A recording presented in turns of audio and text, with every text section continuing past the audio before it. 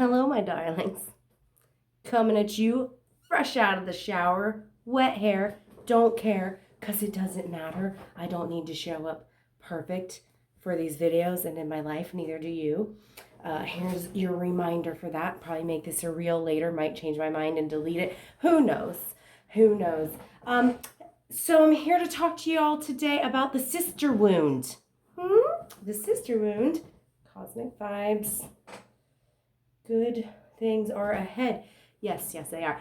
What's the sister wound, Shane? The sister wound is this delightful thing that many women experience. It is deep internal wounding around other women that has been ingrained in us for a few millennia, thanks to the church, not Jesus, not Christianity, but the church and patriarchy and all those things that we're learning are like maybe not so great.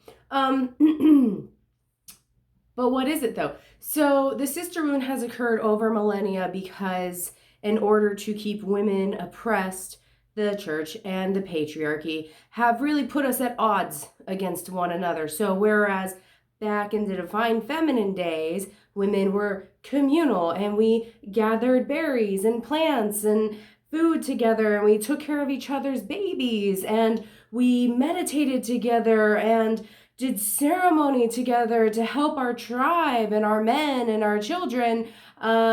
When the church decided to take everything over, they were like, no, there's too much power in that. So we need to take that away. So we're just going to kill a bunch of you and incentivize you turning each other in.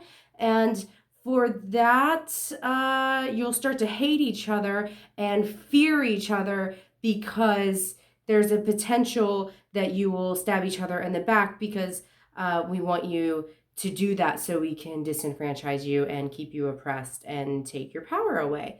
So there's that. So how does that happen in modern times? Well, these wounds are ancestral. We've carried them with us for a long time.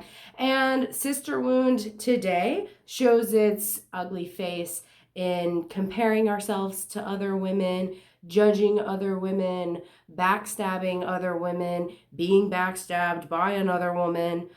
Let's see, stealing somebody's man, cutting somebody down, gossiping, being judgmental, being jealous is another aspect of the sister wound. So, how do we get around this? How do we get over this? Well, we need deep healing in the collective feminine body, first of all. So that requires every single one of us to do our work.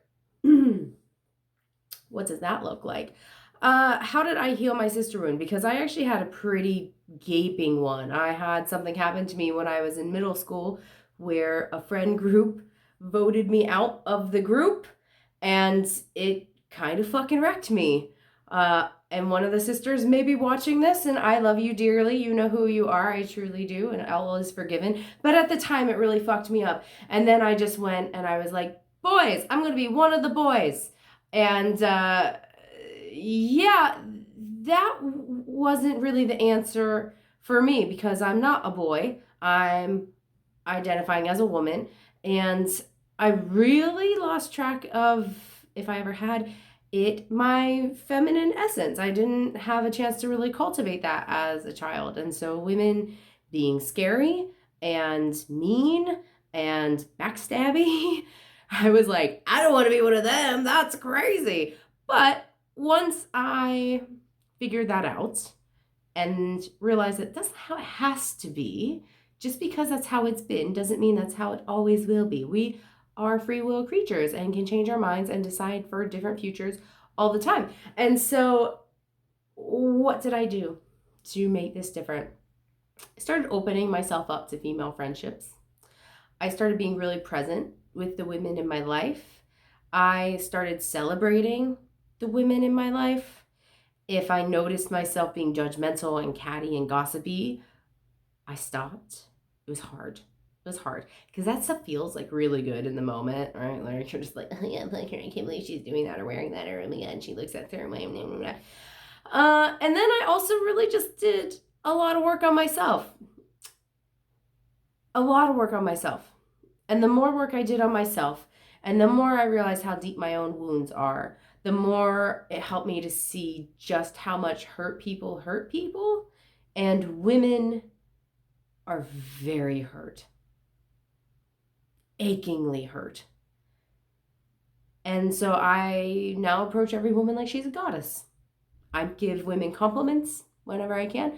They're genuine. I don't try to find things to compliment women about. But when you open yourself to wanting to give other people compliments, you'll find that there's a lot of things to say. Like, maybe like the dress she's wearing, or the necklace, or the way she presented something at work, or her viewpoint on something, or maybe she just has a cool style that you really like, or a great smile. I mean, there's so many things. I know a lot of those are appearance based, but I think sometimes compliments are. And the more you know a person, the more you can be like, hey, I really love how you show kindness and compassion to others, and you've been a great example of that for me. That's actually something I pretty much said to a friend today. Healing the sister wound takes time, takes dedication, takes belief that it's even possible to do it in the first place. It takes literally rewiring your brain to make women safe, your brain and your nervous system. It takes believing that it's fucking possible and then living into that possibility every day. My life is filled, literally filled with amazing, amazing women. Really and truly amazing women. I'm very fortunate and blessed, and I'm not the only one. So, the more healed you are, the more you can be present for others in their healing, the more access you have to forgiveness when people just don't get it right, because they're not always going to get it right, unfortunately. Wish that weren't the case. But in order for us to rise and awaken as the true goddesses we are, we owe it to ourselves and each other to heal this wound. If you want one-on-one help, let me know.